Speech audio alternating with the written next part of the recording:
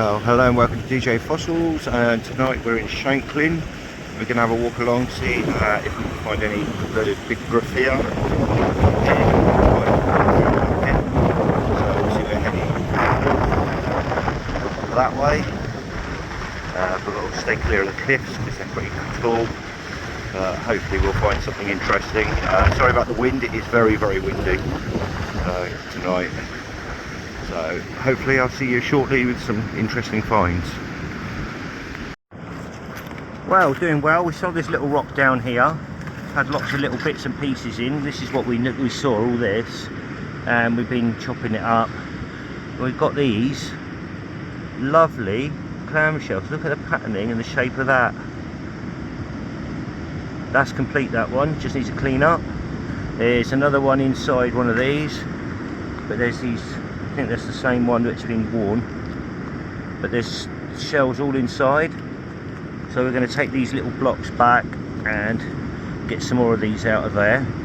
But the main thing, as I said earlier, I wanted to find, now I saw this was covered up to here in rock, and as I broke the rock the side came off, and you've got a big Gryphaea there, very nice one. So all of this will clean up really nice around here, but that's quite a nice size.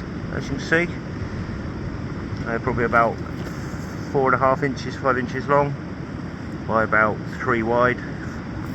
So yeah, I'm hoping we can find some other ones because it's got a bit of damage here, but if we don't, at least I've got one for the collection, so not bad so far.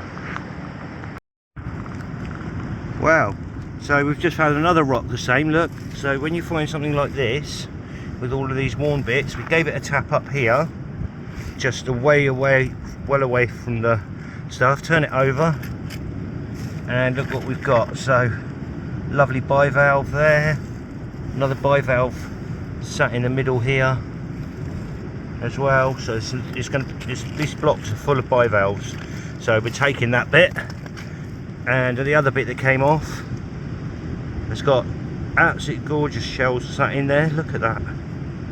So we're going to take those two bits. And yeah, this stuff's really good. But yeah, there's more shells in there, look. And more, that's another one of those clams there. But yeah, it's really good there. That's Shanklin in the distance there. We're heading back in a minute. Been quite a quick hunt, but obviously we found that beautiful Gryphaea, which we're really happy with. But also we picked up this. So there's one here, there's also another one, and as I took it out, it's got all the edge, so it's right down to there. So there's actually two Gryphaea sat in there on top of each other. Absolutely amazing, so really happy. Been a very successful hunt. So this is what we came for, this is what we found. And they are pretty big, look. So thanks for watching, and I'll see you all soon. I'll probably do a video on the prepping of this one in the near future.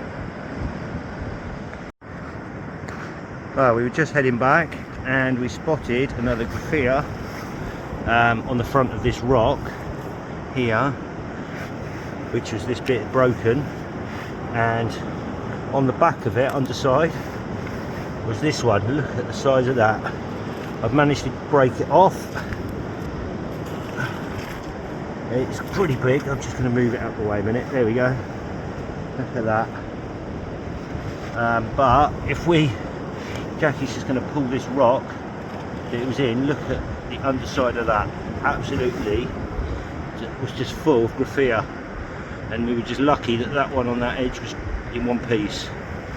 So yeah, nice find there. It's really nice. So I'm just going to do a bit of prep work on this double Gryphaea. That's here. Just going to take some of this front edge off and see how it looks. I'm hoping that I might be able to leave the two together. If they don't come out so well, because this is quite a soft matrix, it might not hold them. If not, I'll have them separate, but we'll see how it goes to start with. I'm going to take some of this excess off and try and reveal, obviously, round here, further round, and see how it looks before we decide whether to separate them or not. It might be that as I take some of this off, it might crack anyway, We're not sure yet, but we'll see. Right, so I've taken off obviously quite a lot of the excess now.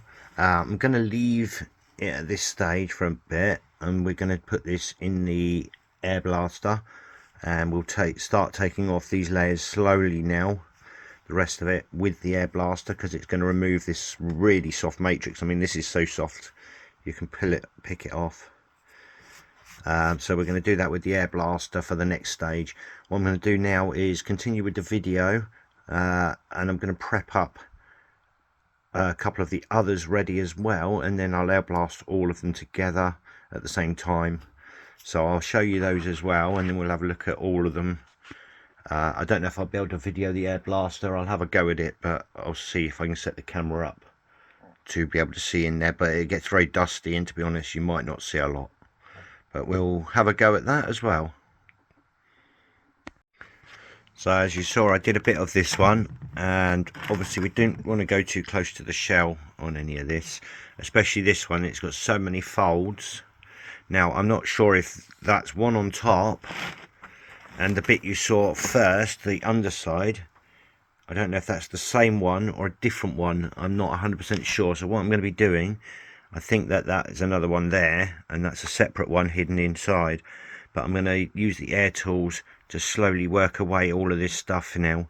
You don't want to go too close with the chisel tool.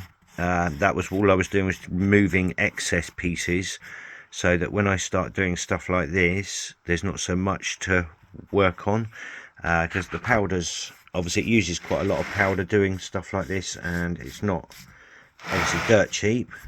I've got to get a recycling thing for the powder, but this is the powder stuff in here, and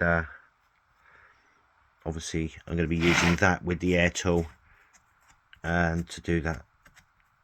But yeah, so it'll just take away all of this stuff really lightly. We've got to be careful with the shell edge and go quite carefully with it. But yeah, it should all come out okay.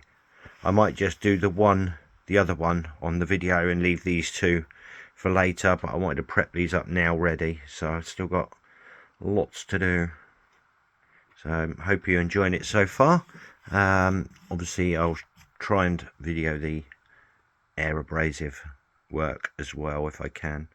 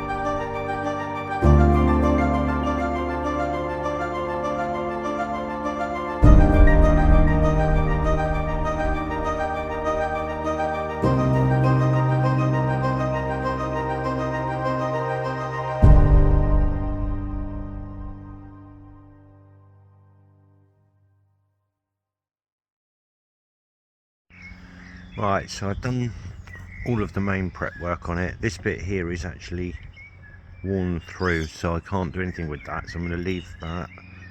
But I'm just going to obviously to protect the rest of it, so bring out all the colours now as well, what it should look like. I might need to get a smaller brush just for the edge pieces, because what I need to do is be careful not to drip it all over the matrix, which I am doing, which is not what I wanted to do. This brush is actually loading on a bit too much than I wanted. Have to be a bit more careful. But yeah.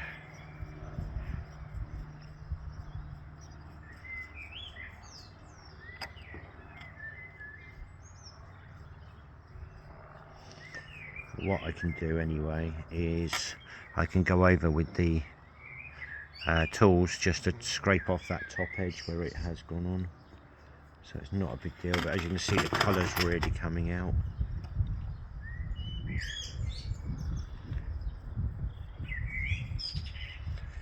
It looks really nice.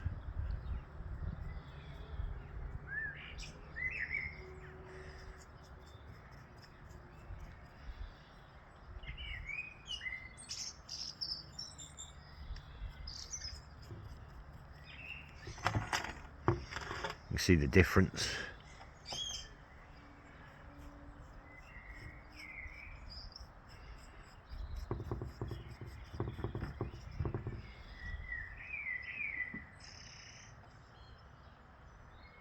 This stuff does dry really quickly as well, very quickly. You must be careful not to overload the brush because it just flies everywhere.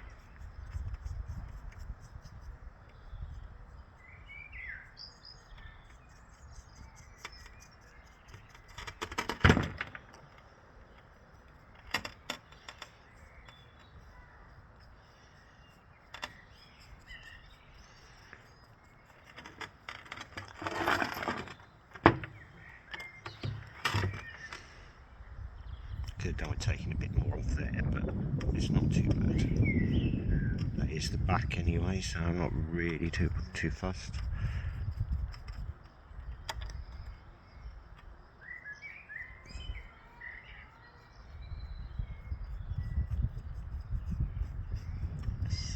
This stuff protects the shell. It'll actually also strengthen some of it, because obviously these are quite flimsy. You could literally pick bits off of these. So, but obviously the display piece would come from that side, and I've got to say I'm really happy with the result of that. Let me just check.